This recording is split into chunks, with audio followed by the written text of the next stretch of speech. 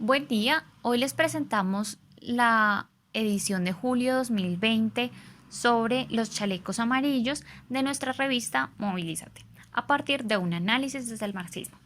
Nosotros los editores, Anju Barrera, Sofía Contreras y Sebastián González, que nos servimos de las distintas teorías de Robert Heilbronner, Rosa Luxemburgo, Lenin y Pilar Calvello. Para empezar, los chalecos amarillos. En la edición de julio 2020 recordamos su movilización. El análisis marxista de los chalecos amarillos lo hacemos en tres secciones. La primera, quiénes son los chalecos amarillos; la segunda, el diálogo marxista; y la tercera, reflexiones de los editores. Comenzamos con la primera sección, donde nos preguntamos quiénes son los chalecos amarillos. Su nombre hace referencia a las prendas fosforescentes que debe utilizar todo automovilista en Francia en caso de tener un accidente en una carretera para tener mayor visibilidad. Esos son los chalecos que pues ellos portan. Eh, Además, este movimiento nace a finales de octubre de 2018, desvinculado de cualquier partido político o sindicato, y continúa hasta 2020. Nace de las redes sociales y su detonante fue el alza de los precios de los combustibles que debió entrar en vigor el 1 de enero del 2019. Su primera protesta nacional fue el sábado 17 de noviembre de 2018, donde unas 300.000 personas salieron a las calles. Tengamos en cuenta que los logros del movimiento como tal los vamos a contar al final de la edición. Bueno, ¿quiénes conforman este movimiento? Primero, franceses que viven en la periferia, provincias o zonas rurales, ya que estas zonas están contra la política fiscal y social del gobierno. Estas zonas se caracterizan por haber tenido una disminución de servicios públicos y abandono por la política. Tenemos también a obreros y empleados precarios de zonas rurales o de ciudades de tamaño medio, a grupos de clases medias, a grupos de jóvenes de la periferia de París y otras grandes ciudades, y a grupos de jóvenes encapuchados de extrema izquierda y derecha. ¿Qué quieren? Pues básicamente evitar el alza de los carburantes, recuperar el poder adquisitivo perdido, y los servicios públicos perdidos en la Francia periférica principalmente, pero también el mantenimiento de los servicios públicos en general, y la organización de un referendo de iniciativa ciudadana que es el RIC. ¿Qué es el referendo de iniciativa ciudadana? Pues prácticamente busca redactar, derogar leyes o revocar mandato sin consulta previa al Parlamento.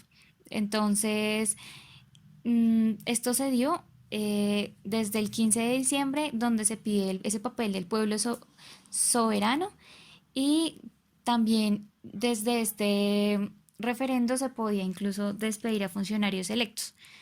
Eh, Sin embargo, se critica que puede apelar mucho a la emoción de las personas. Y por último tendríamos entonces la idea de la destitución del presidente Macron. Con respecto al tema de la organización, podemos decir que no hay una organización que dirija el movimiento. En cada pueblo, ciudad, departamento o región, la gente se vincula con las redes sociales, y aunque la política tradicional busca absorber el movimiento, se encuentra sin dirección ni portavoces oficiales. Sin embargo, poco a poco han aparecido figuras como Maxime Nicole, Priscilla Ludowski y Eric Douay, que han establecido liderazgos en los chalecos amarillos. También hay distintas formas de acción, como las protestas con bloqueos de carreteras y depósitos de combustibles. Las protestas en París que dan resultados violentos, como heridos, detenidos, mutilados y muertos. La tercera, que sería las marchas sobre la avenida de los Campos Elíseos, así como saqueos en los distritos más prestigiosos de la capital, e incluso el ataque a símbolos de la nación, lo que muestra que simbólicamente esas protestas van en contra de las élites. También se tendría como un cuarto punto las grandes manifestaciones que se van a nivel nacional cada sábado, y como quinto los bloqueos en las zonas rurales. También las protestas de los chalecos amarillos han llegado a los países vecinos, principalmente a España, donde se tienen en cuenta bloqueos de autopistas internacionales, y en Bélgica a depósitos de combustibles. Por otro lado, durante la pandemia del COVID-19, los chalecos amarillos, el 16 de mayo de 2020, más de 100 manifestantes se reúnen en la Plaza de la Comedia respondiendo a la llamada de este movimiento. Esto a pesar de 2 meses de medidas de cuarentena, donde los chalecos amarillos se manifiestan en pequeños grupos, pero que terminan siendo dispersados por la policía. Entonces, grupos del movimiento salen a las calles de varias ciudades francesas para protestar por la gestión de los gobiernos locales ante la pandemia del COVID-19 y el aprovechamiento de la situación para tomar medidas autoritarias y de seguridad cibernética. Sin embargo, fueron dispersados por la policía luego de que las alcaldías les negaran el permiso para manifestarse y otros fueron multados y arrestados. En una segunda sección vamos a hablar de un diálogo marxista entre Eilbrunner, Lenin, Luxemburgo y Calveiro. Vamos a empezar con el primer autor, que es Robert Eilbrunner. En esta obra de vida y doctrina de los grandes economistas, en el capítulo 6 habla del mundo inexorable de Carlos Marx. En este capítulo, él se dedica a hablar sobre Marx y Engels y el desarrollo de su trabajo sobre el capitalismo y el proletariado a lo largo del siglo XVIII. En esta describe la obra de Marx sobre el materialismo histórico y cómo Engels lo acompañó durante todo este recorrido. Nos resulta indispensable acá nombrar dos situaciones sobre el materialismo histórico que sirven como partida de análisis sobre la situación de los chalecos amarillos. En una primera cita, lo que nos habla Eilbrunner resulta del razonamiento en el que se habla de que en el historicismo del que nos habla Marx hay una base económica y esta se fundamenta en última instancia sobre la dura realidad de los seres humanos que se han organizado en sus actividades para vestirse, alimentarse y disponer de albergue. Todas estas organizaciones pueden diferenciarse entre una sociedad a otra, entre una época a otra, pero siempre se va a identificar el elemento del materialismo histórico. ¿Qué era lo que esta teoría presagiaba para el presente? Bueno, según este desarrollo que hace Marx, se suponía una revolución inevitable, debido a que el capitalismo está formado en una base tecnológica de naturaleza económica y de una superestructura institucional de clase. Y si esa base tecnológica se halla en constante mutación, entonces la superestructura capitalista tendría por fuerza más y más tensión, que lo que ocasionaría es que en algún momento explotara la revolución. ¿Por qué? Porque en este materialismo histórico la clase proletaria está sometida a una explotación en el actual capitalismo y por esa desventaja y por el valor de la plusvalía que no les era paga, la única respuesta que iba a haber a esta situación era la revolución. Como mencionamos anteriormente, los chalecos amarillos son un colectivo que protesta contra la política fiscal y social de Emmanuel Macron.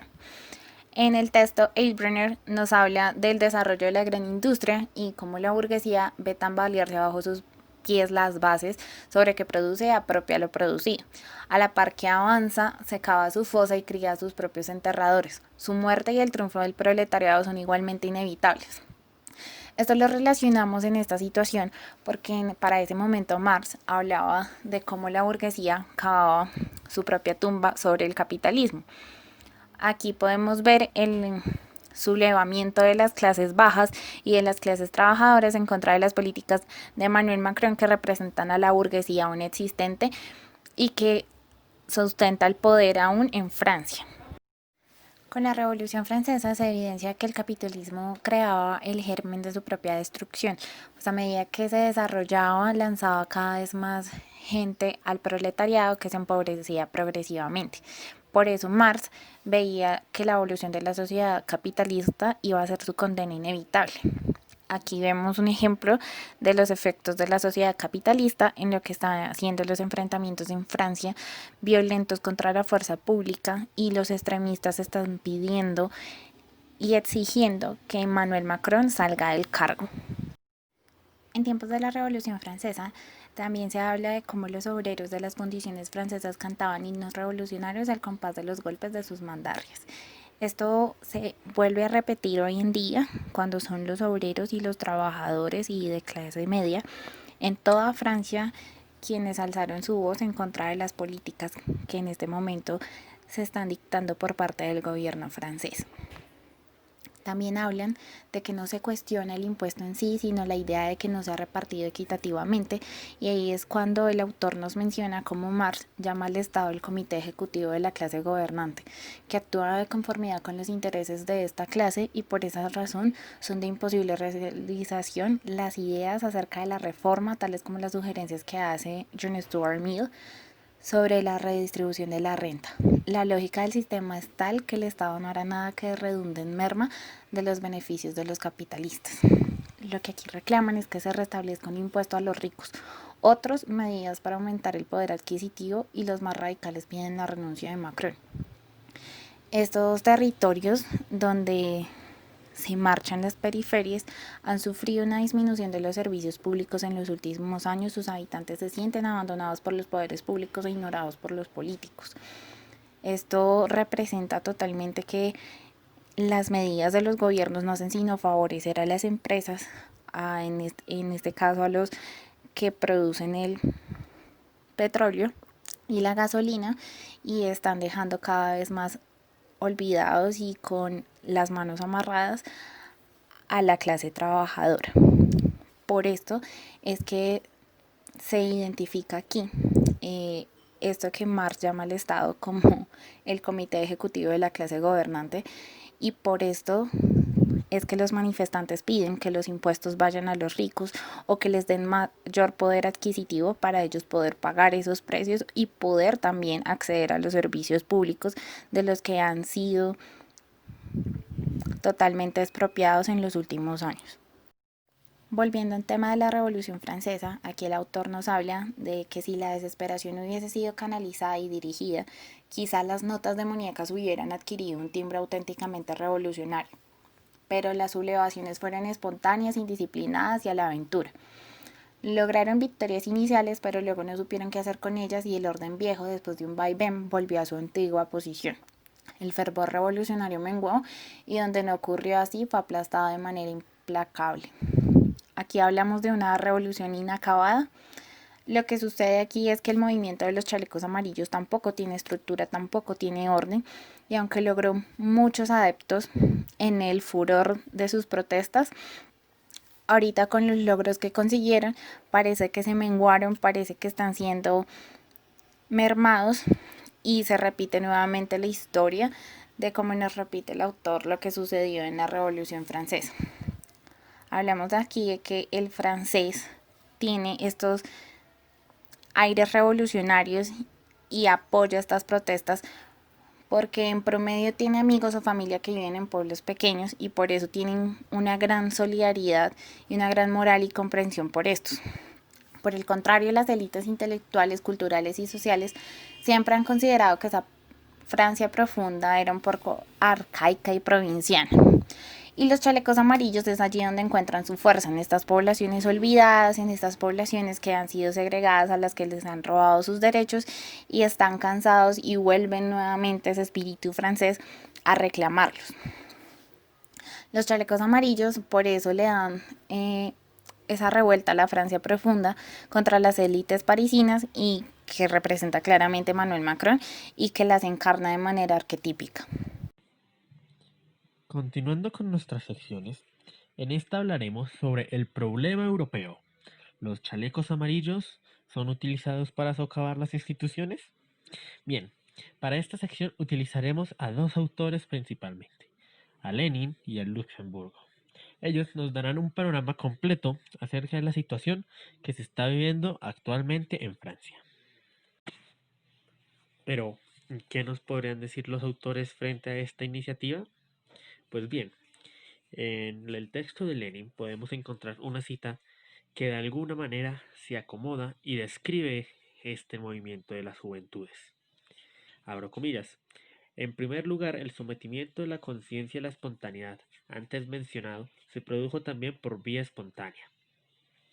Parece un juego de palabras, pero ¡ay! Es una amarga verdad.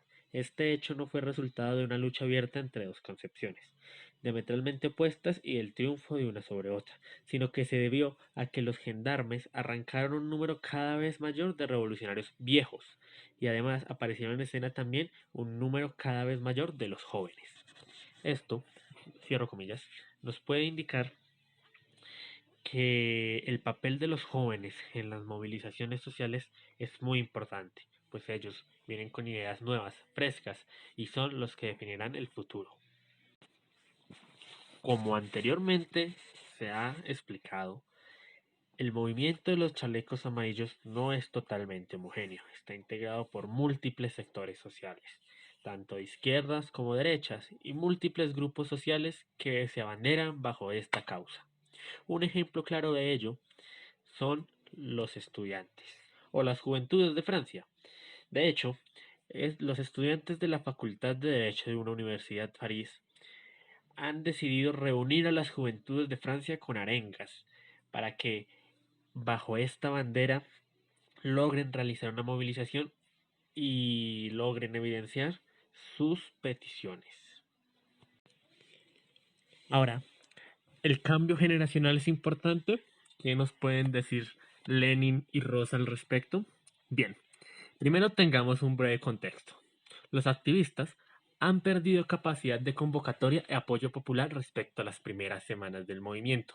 Sin embargo, aún se mantiene el pulso en las calles. No obstante, mientras los elementos más radicales empiezan a asumir un protagonismo mayor, también se ve la importancia de los jóvenes en este movimiento. Aquí podemos ver una cita del texto de Lenin. Cuando los viejos fracasaron, un círculo de estudiantes se pone en contacto con obreros y empieza a trabajar. Despliega paso a paso una agitación y una propaganda cada vez más vastas, y con su actuación se ganan las simpatías de sectores obreros bastante amplios, así como una parte de la sociedad instruida, que proporcionan dinero y ponen a disposición del comité nuevos grupos de jóvenes. Esto nos permite evidenciar, trayéndolo al contexto actual, que los jóvenes juegan un papel importante para dar nueva vitalidad a los movimientos. Son los cambios generacionales los que impulsan los nuevos renaceres de estas manifestaciones.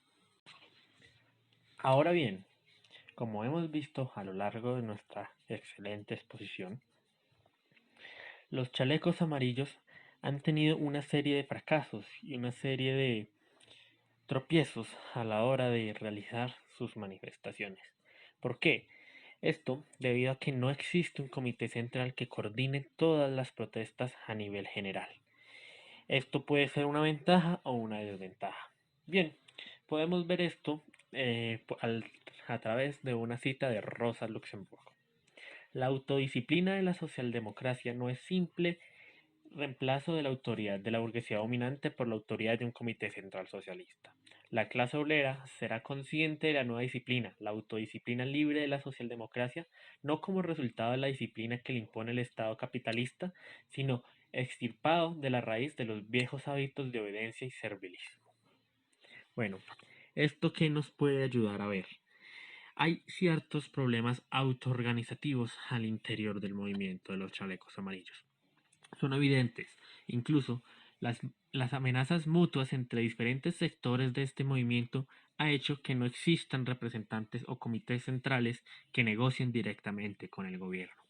Sin embargo, esto no es todo el negativo, porque esta misma causa ha hecho que ningún sector de la política tradicional francesa se abandere bajo estas exigencias, cosa que hace su persistencia y su participación más extendida a diferentes sectores de la sociedad. Asimismo, los Gilets jaunes o chalecos amarillos son un movimiento de protesta muy amplio que atraviesa todos los campos políticos franceses. Aunque mantienen un carácter generalmente antipolítico y rechazan las plataformas de los principales partidos políticos, los chalecos amarillos atraen activistas menores y a diversos grupos políticos y organizaciones, incluidos la extrema derecha y la ultraizquierda, que desempeñan un papel visible y a menudo decisivo en las protestas antigubernamentales.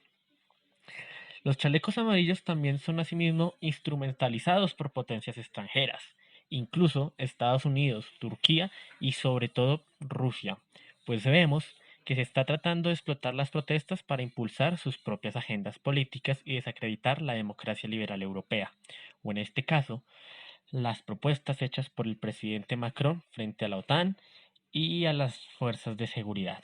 Sin embargo, y a pesar del hecho, los chalecos amarillas cuentan con unas activistas de extrema izquierda que también van en línea con los llamados pro-Kremlin, que son aquellas personas que tienen o tratan de vender una imagen positiva de Moscú.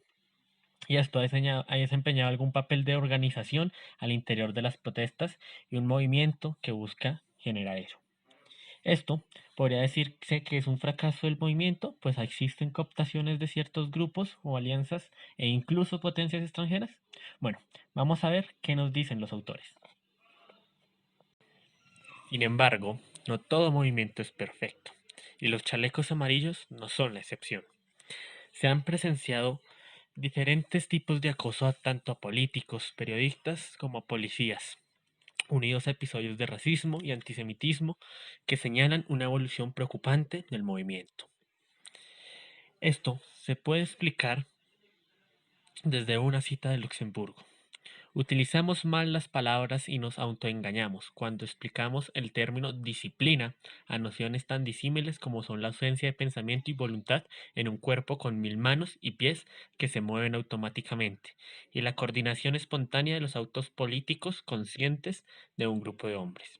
¿Qué tienen en común la regulada docilidad de una clase oprimida y la autodisciplina y organización de una clase que lucha por su emancipación? Aquí, Rosa nos permite hacer un análisis en donde se evidencian que pues efectivamente un grupo con muchos participantes, un movimiento tan heterogéneo como el de los chalecos amarillos, difícilmente puede tener una autodisciplina que trate de evitar y controle estos tipos de expresiones de violencia. Sin embargo, es posible ver que entre las mismas personas, existe un autocontrol en torno a la representación y vocería que se asuma del movimiento. Tenemos a Pilar Calveiro, ella es politóloga argentina y nos ayuda a resolver lo que hemos denominado el problema de las formas de acción o el problema de la violencia. Entonces, ella empieza dándonos una diferenciación entre la visión que tiene Foucault sobre la relación entre política y violencia y la visión del contractualismo. Entonces, para Foucault, la violencia aparece en la base de la misma política, fundándola y extendiéndose a través de ella, de manera que los vínculos entre el poder político y la violencia se ponen en manifiesto, se exhiben de manera abierta. Mientras que para el contractualismo la política se presenta como un ámbito de consenso, donde la única fuerza legítima es la estatal y actúa exclusivamente como fuerza de ley, para preservar el acuerdo común que estaría expresado en el derecho. Así pues, también ella nos menciona como tres tipos de violencia: la violencia conservadora, violencia estatal, la violencia fundadora revolucionaria y la violencia resistente. A partir de estas categorías, entonces, vamos a desarrollar el movimiento de los chalecos amarillos. Entonces, la primera cita que se ha tomado es: las prácticas violentas del Estado, ya sea bajo la forma de guerra o represión, son parte de esta práctica de conservación y constituyen el mayor foco de violencia de las sociedades actuales, que se dirige principalmente hacia las periferias políticas, sociales y territoriales. Entonces, lo que nos importa resaltar de esta cita es que es precisamente que se manifiesta a partir de la represión, ¿no? Y es cuando citamos que la represión policial deja ya al cabo de 2 meses cientos de detenidos y heridos graves, como mutilados de manos y pies, y pues el icono de la gente que pierde un ojo y que se vuelve un icono también para movilizaciones contra la represión policial dentro del mismo movimiento de los chalecos amarillos. Además, también se suma la violencia que ha sido sistémica hacia las periferias y sobre todo hacia los sectores rurales y las periferias urbanas de las grandes ciudades, porque han sido desatendidos en materia de provisión de servicios públicos, porque es la gente que más se ignora. Y además tendríamos el aspecto de la violencia fundadora, la violencia revolucionaria, y aquí tenemos la siguiente cita. La violencia fundadora por excelencia es la violencia revolucionaria, que trastoca las formas del Estado y las relaciones de poder existente para instaurar otras radicalmente distintas que abren el acceso de nuevos sectores sociales a la política, la economía y la cultura. En este caso, lo que empezó por abrir radicalmente este sector de, digamos, la economía, a trastocar esferas de impuestos, de servicios públicos, va a terminar cuestionando lo político. Sin embargo, este cuestionamiento hacia lo político que se vio tanto en la parte de Macron como en el referendo de iniciativa ciudadana, también a veces ilustraba una confrontación abierta que predominaba en la lógica revolucionaria de la que se habló en el apartado anterior, que obligaba a un despliegue de energía, como por ejemplo se podía ver en los bloqueos, en los saqueos, ya los enfrentamientos policiales como tal. Sin embargo, no podemos compararlo, como decía la autora, con la siguiente cita. La causa de la derrota de los grupos armados no fue el vincular lo político con lo militar, sino en buena parte de casos reducir la riqueza de lo político al desarrollo de lo militar, suponiendo que el punto decisivo era la toma del aparato del Estado y que la acumulación de las fuerzas políticas derivaría de la fuerza militar. Ello condujo a atribuir un peso excesivo a los aspectos estatal y militar que terminó por permear el funcionamiento interno de los grupos y su relación con el exterior, desplazando otros aspectos de la política como el establecimiento de alianzas. Esto no lo podemos decir en el caso de los chalecos amarillos porque no podemos reducir lo político a lo militar, como pasó en el caso de algunas guerrillas y grupos armados en América Latina, que es el caso que nos pone la autora. Mientras que por ejemplo, en este caso sí hay alianzas con otros sectores de la población y se ve que entre el 70 y el 80% de los franceses dicen apoyar o comprender el movimiento y lo contemplan con simpatía y buenas intenciones, a diferencia, digamos, de muchas guerrillas que se quedaron como rezagadas de la misma sociedad civil. Y aquí tenemos que pues igual los partidos como que siguen en esa tónica de querer que se organicen. Entonces, por ejemplo, la extrema izquierda espera algo parecido al nacimiento de Podemos, mientras que la extrema derecha espera que los chalecos amarillos franceses se transformen en algo parecido a lo que sería la Liga del Norte italiana. Pero pues sí hay esa vinculación de lo militar que no, en este caso no sería específicamente militar, sino sería la acción violenta, la confrontación abierta y el ámbito político, la reivindicación política. Y por eso pues pensamos más que es una apuesta por la violencia resistente, donde ellos están conteniendo la violencia estatal con una violencia menor en términos estratégicos, pero donde obtienen victorias tácticas, de manera que se restablecen ciertos equilibrios sin potenciar la espiral de la violencia. Asimismo, pues resaltamos, sigue viendo esa idea también del antipartidismo, el abandono a toda lucha dentro del sistema político, porque se abandona esa especie de cierta inocencia política y es precisamente en sus carteles donde ellos empiezan a decir, elegidos, ustedes rindan las cuentas, ¿no? Un cuestionamiento hacia la política tradicional. Y decir por último que lo que nos dice Calveiro y lo que podemos asociar a este caso también es que no es cierto que se trate de movimientos que sean no violentos, sino que su aprendizaje radica precisamente en cómo utilizar esa violencia y se desafían las relaciones de poder, la legalidad vigente, la tensan, la transgreden, pero no rompen definitivamente con ella. Mantienen un pie dentro de lo institucional y a la vez recurren a la violencia siempre prohibida para obligar a la inclusión que se les niega.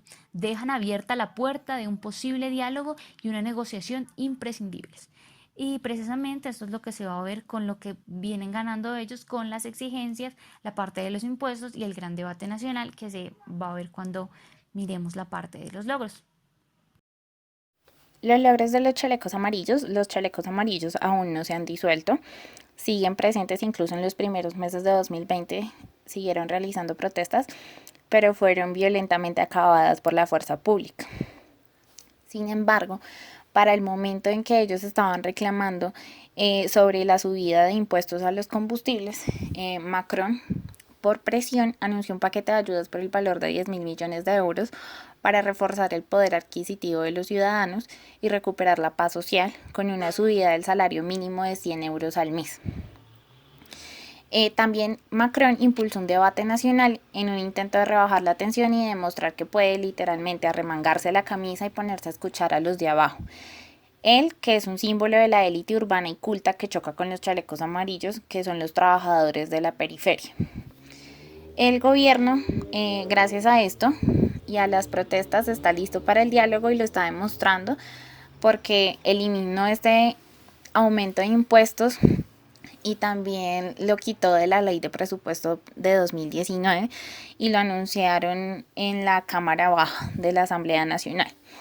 Sin embargo, los chalecos amarillos todavía nos dejan cuestionándonos qué es más lo que pueden hacer, qué otros objetivos pueden lograr, qué otras reivindicaciones pueden hacer desde las clases bajas y el trabajador medio y también qué fuerza pueden llegar a lograr con sectores como los estudiantes, los campesinos, entre otros. En la sección 3, las reflexiones de los editores, podemos hablar en un momento que Hilberner describe un recuento histórico entre la vida de Marx y Engels y su obra sobre la economía y una futura crisis del capitalismo frente al descontento proletario, lo que nos da cabida un análisis perfecto frente a lo que sucede en Francia con los chalecos amarillos gracias al claro descontento proveniente del favorecimiento de una de las industrias más fructíferas en términos de capital y dejando a la clase trabajadora una vez más en una situación de vulnerabilidad frente a su capacidad de pago. Desde Calveiro es posible identificar la violencia resistente como rasgo característico de la lucha de los chalecos amarillos. Ahora bien, si bien es importante el diálogo con la institucional, no se puede ignorar el papel de la violencia, ya sea como forma de contestar a la represión del Estado o como manera de hacerse notar en una sociedad que excluye a los sectores periféricos. Ahora bien, desde Luxemburgo se puede explicar el carácter oportunista que ha asumido la movilización de los chalecos amarillos, causando procesos de desorganización y desideologización que impiden lograr los objetivos. Asimismo, se da cabida un análisis de la composición del movimiento, donde el rol que juega el cambio generacional se hace muy evidente.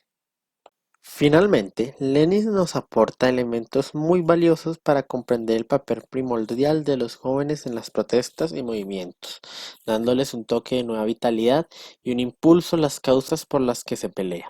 Sin embargo, permite evidenciar las desarticulaciones y errores que se pueden cometer a la hora de luchar por los derechos contra las clases que oprimen, o los obreros, o, en el caso de los chalecos amarillos, el pueblo llano.